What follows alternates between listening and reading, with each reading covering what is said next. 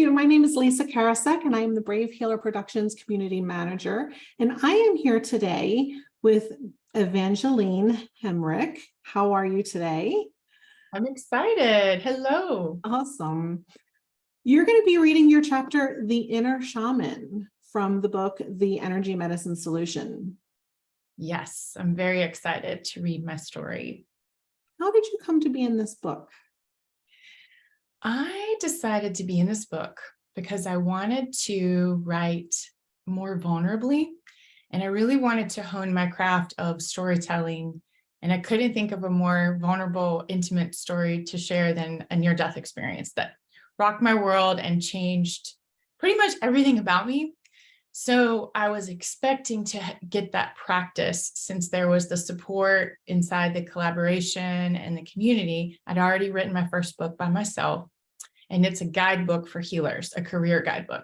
So I just made all the mistakes and just bumbled around figuring things out as I went. And I thought, gee, it would be really nice to have support and community, and then go deeply into this vulnerable sharing and try a different style of writing.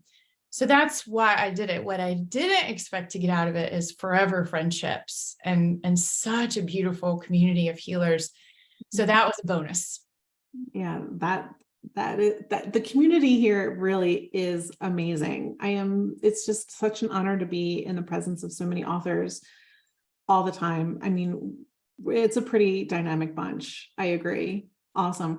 And that's how we got to meet. So thank you. Yes.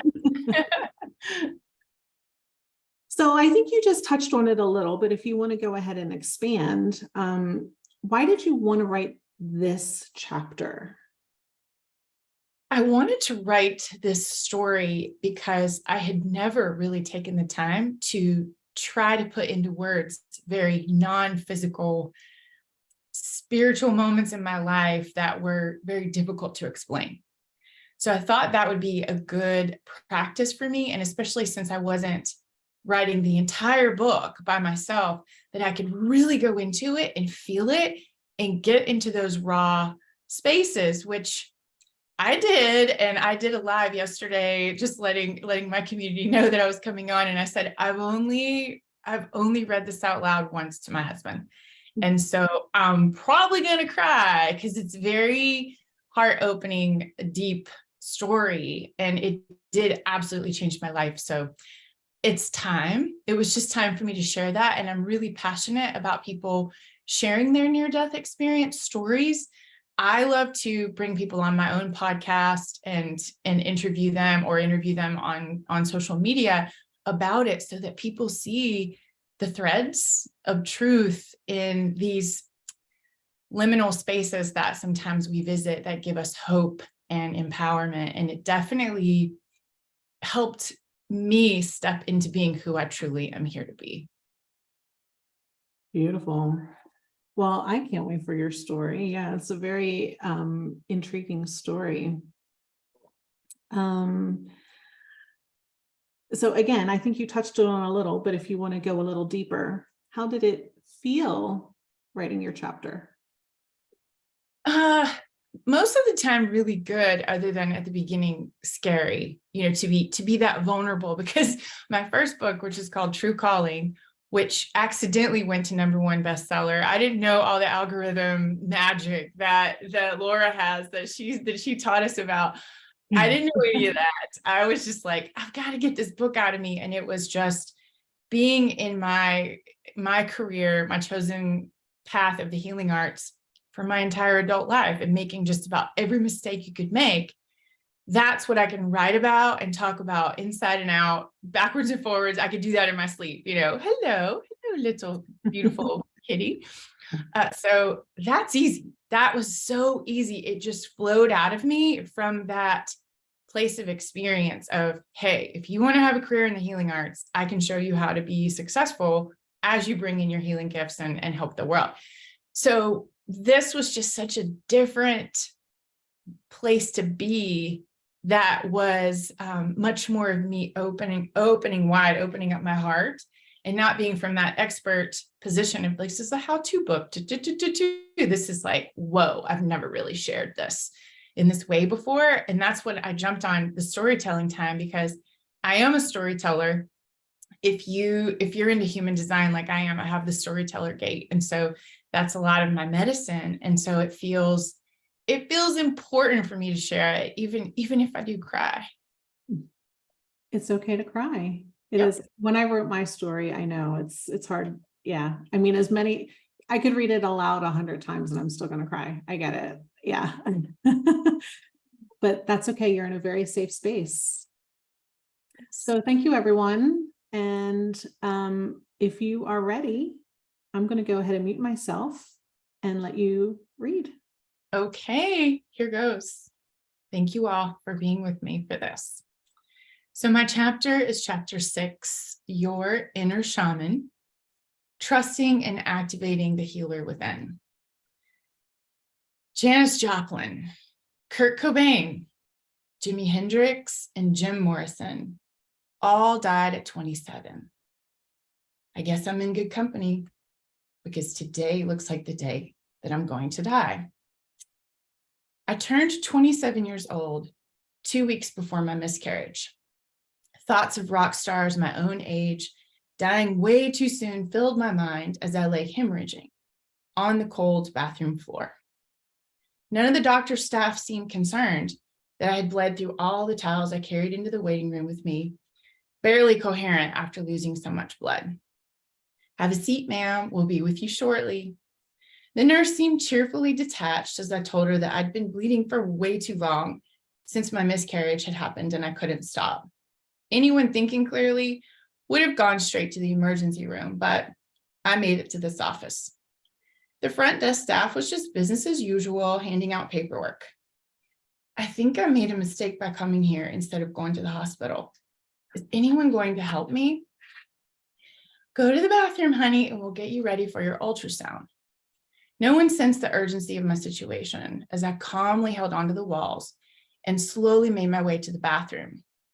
My vision went all black and white as I fell onto the bathroom floor, bleeding harder than before. I visualized my heavenly rock star lineup welcoming me to the other side. But no rock star reunion happened that day. This was not going to be my day to die after all. Actually, this was the day in 2001 when I arrived, fully present. When I fell to the floor, I had an out-of-body experience that shook me out of my complacency, programming, and conditioning once and for all. This is the story of my ultimate spiritual wake-up call. The first thing that happened was that I saw my body on the floor. It felt so strange to look down at my physical self from a higher vantage point. I zoomed out and I saw anything that I wanted.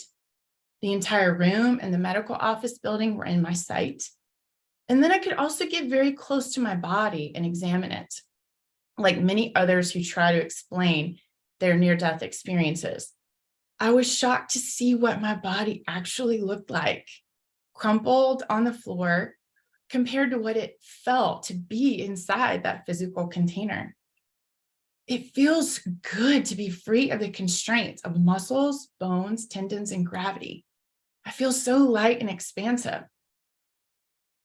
From this liberated vantage point, I saw exactly what I needed to do to repair and heal once I got back into my body.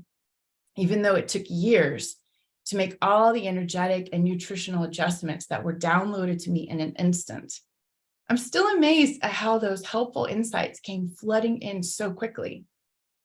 My personal healing revolution began on that bathroom floor, and it's been a wild ride ever since.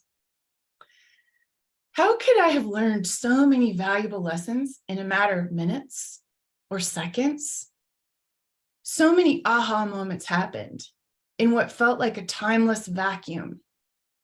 I knew the reason that my baby girl chose to incarnate and why she transitioned suddenly. Her soul's mission was to wake me up, and our contract was complete. There was a new level of understanding and peace that came with this realization. This seemingly tragic situation was perfectly orchestrated to get me aligned with my soul's purpose. Perceived tragedies can catapult our spiritual growth and turn out to be our greatest healing gifts. The next thing that happened was terrifying, yet wonderful at the same time. This fierce, strange, otherworldly creature appeared in front of me and filled me with awe. What are you, my angel? You seem feathery, but you don't really have feathers. There's so much color and light all around you, colors I've never even seen before. You're like a gold thunderbird, but your face is unlike anything I've ever seen. You're not human. You're not an animal. What kind of being are you? My questions didn't get a response. The creature in front of me had no gender, nor was it beautiful or sweet as I supposed an angel to be. This creature had such a powerfully fierce face, like an alien, and it was sending me telepathic transmissions of clear communication. Even though I was intimidated, I felt so much love coming from this being. I knew I was safe. It is now time for you to leave your body.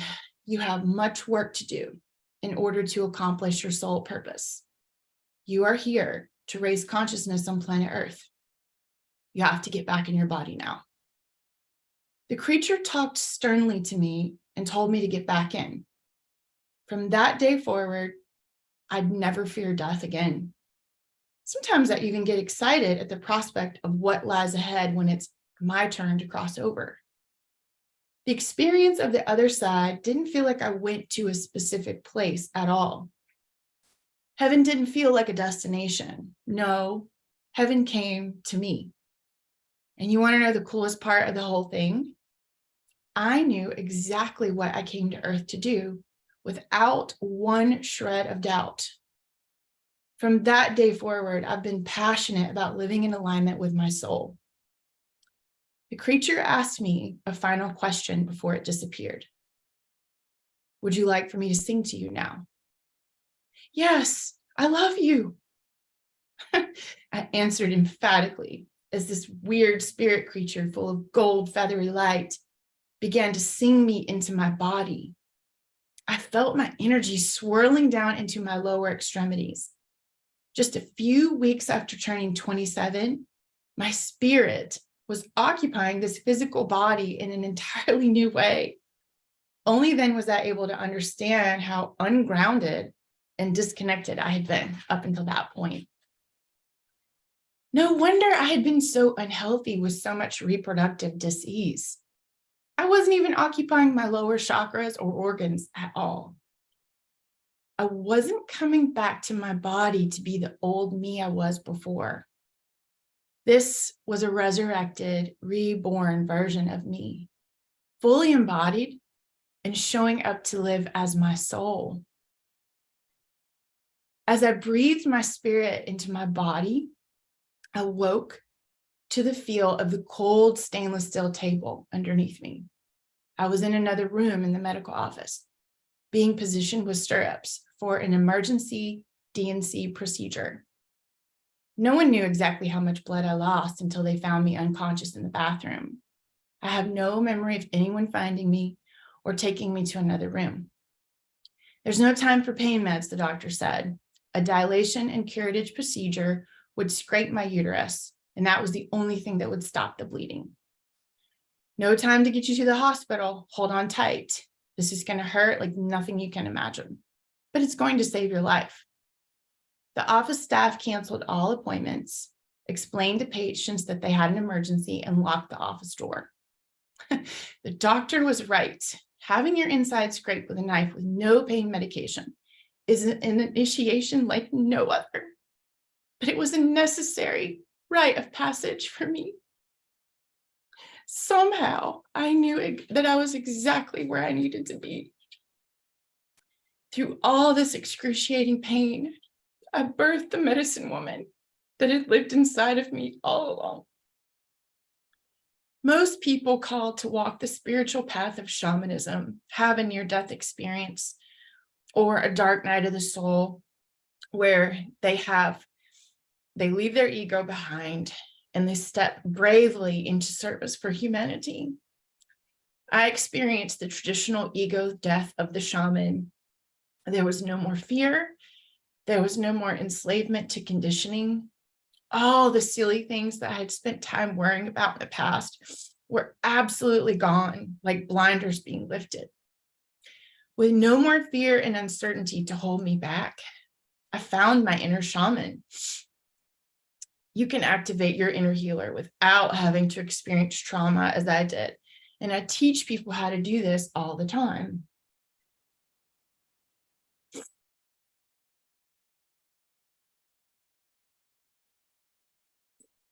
So, what does it mean to be a shaman?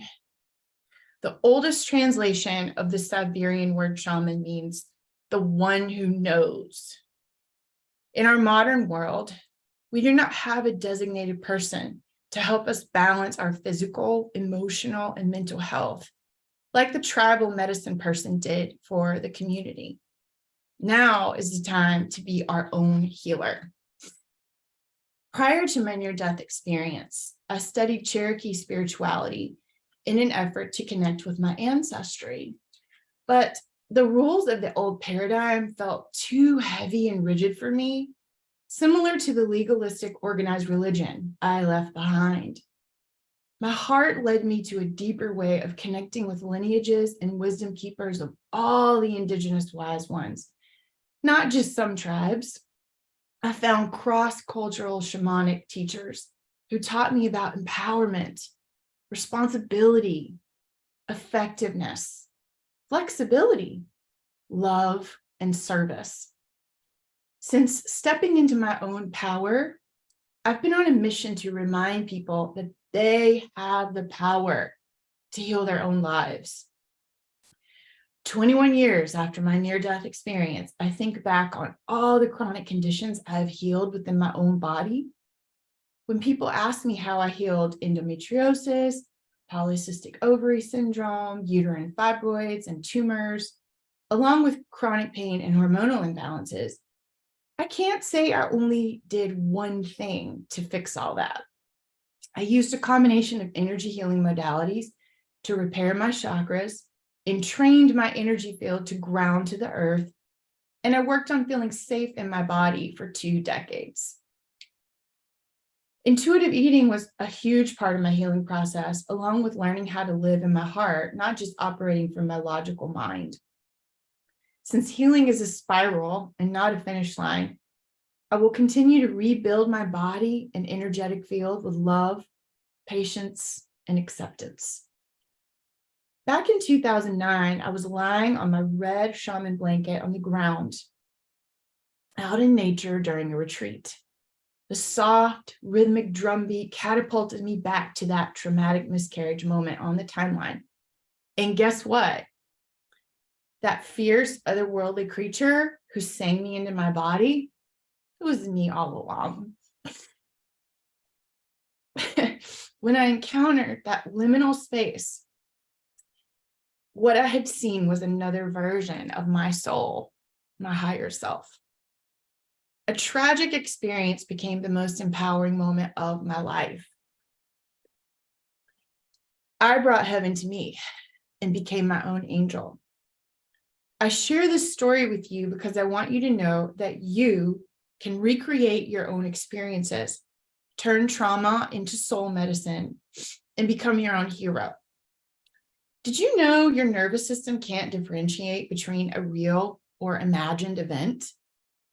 You can revisit moments in your life and rewrite the script of the events that took place.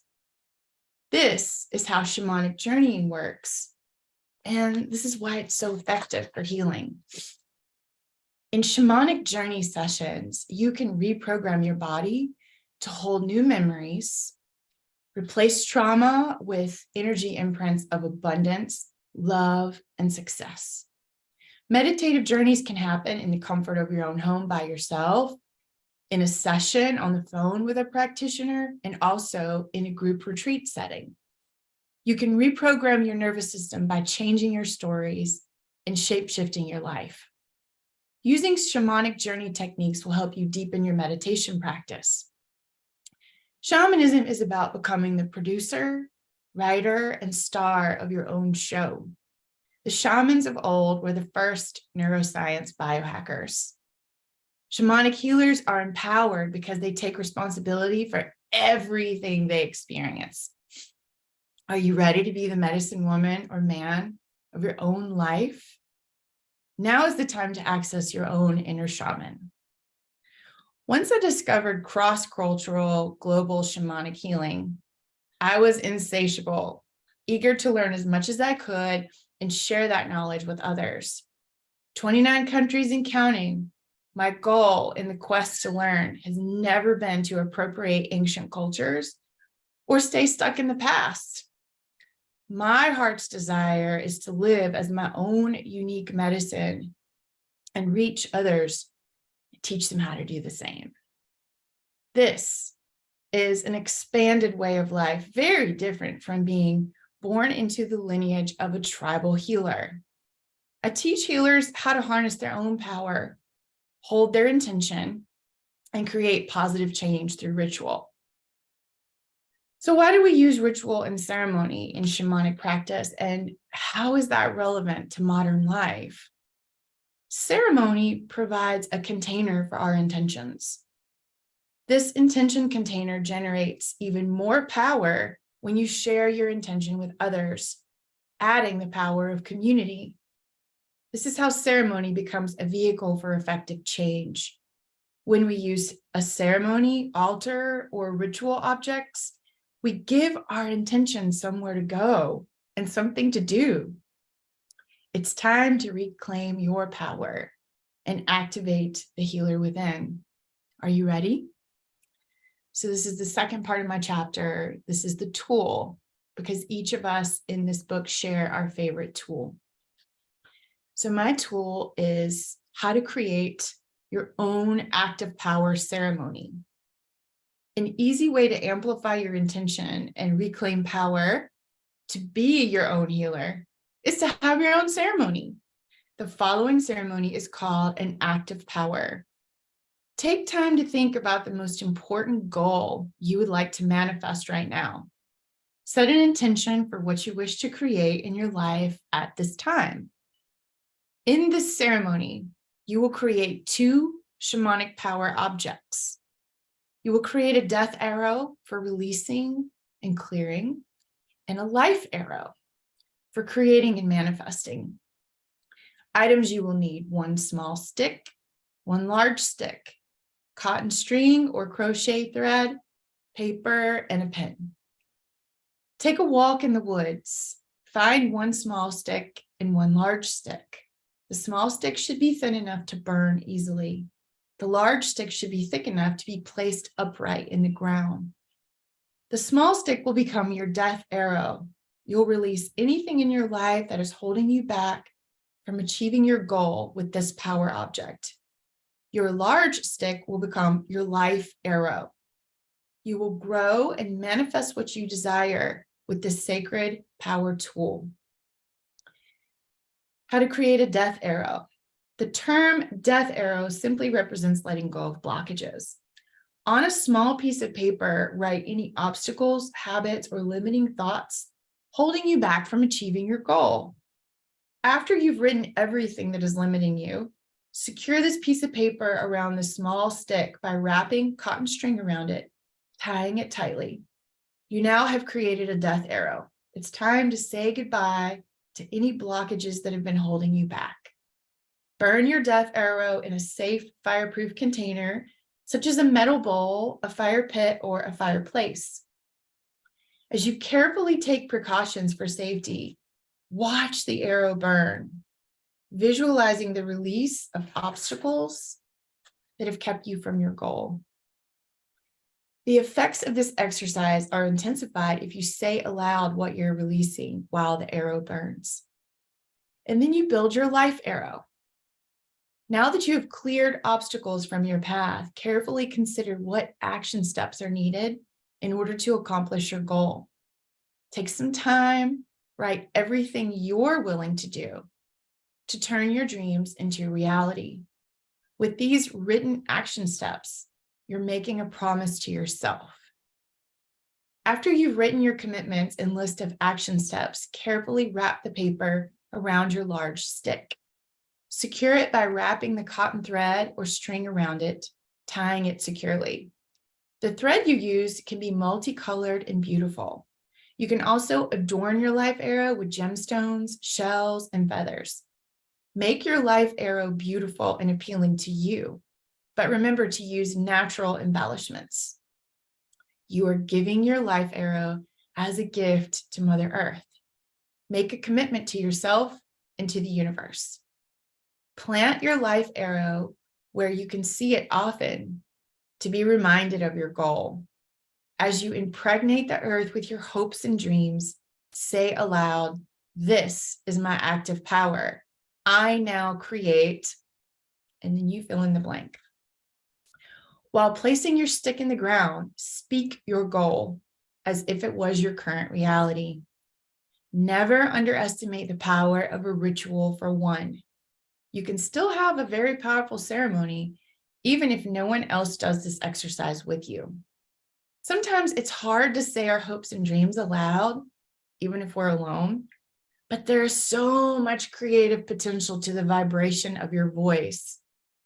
This ceremony is one suggestion to get you started. Make it your own. Be creative and playful with this tool. There's no wrong way to do a ritual for manifesting or amplifying intention if you put your heart into it. Simply gather a group of trusted friends and discuss what you want to create and how you want your world to be. It can be as simple as that. All you need is a focused mind and a loving heart to create positive change through ceremony. Want to learn more principles of modern shamanism that are easy to incorporate into daily life? I'd love to teach you in my foundational shamanism course called Expanding Sacred. That's it.